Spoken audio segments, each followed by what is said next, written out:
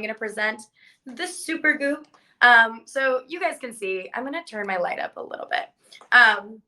You guys can see I am of a very brown skin, and I have never really used sunscreen consistently. I'm 21 now. So I was like, okay, in my 20s, everyone was like, this is like the right time to start. And I already had like a pretty good skincare routine, but I didn't have an SPF that I liked. And in large part, that was because I hated having this like white cast on my skin. Like it was like, why would I put that on? It doesn't look good. It feels uncomfortable. And so I finally found one after actually, so this was a product that I sourced via Instagram. I just asked like all of my followers, like, what is the sunscreen you would recommend to avoid white cast and that you can use every day?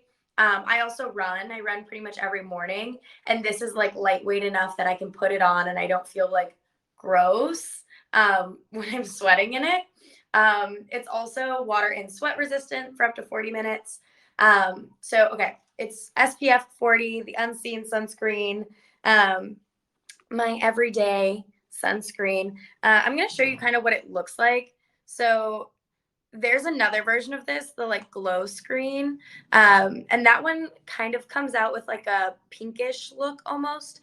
I didn't love the way that one looked on my skin, and I went for this one instead because it comes out like, you can see, it's just absolutely clear. And it almost has like, if you've ever used like the Professional from Benefit, I feel like the texture is kind of similar to that, in that it's kind of like velvety almost. Like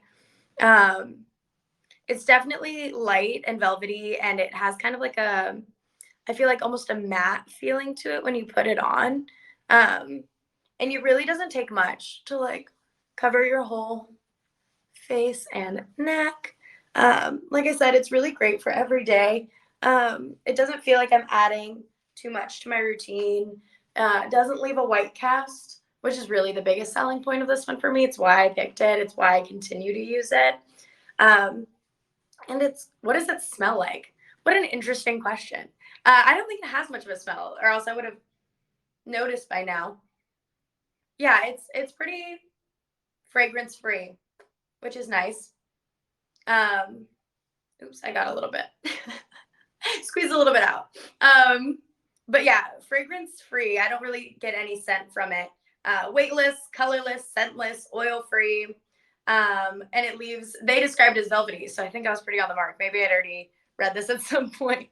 And it also acts as a primer, so it makes sense that I was comparing it to a primer. And it says it's perfect for all skin tones. I believe that is true. And I think that is really the biggest selling point of this. And it really does feel like a primer. I think that's probably the best way to describe it. Like, it feels a lot like a primer. And you can see I feel like, you saw my skin before I had anything on. I feel like it leaves me looking very just like almost kind of glowy, but a little bit more matte than before. But no color, no scent. This is like the size. I'm also just going to be adding things to my bag as we talk. Oops, what did I do? So this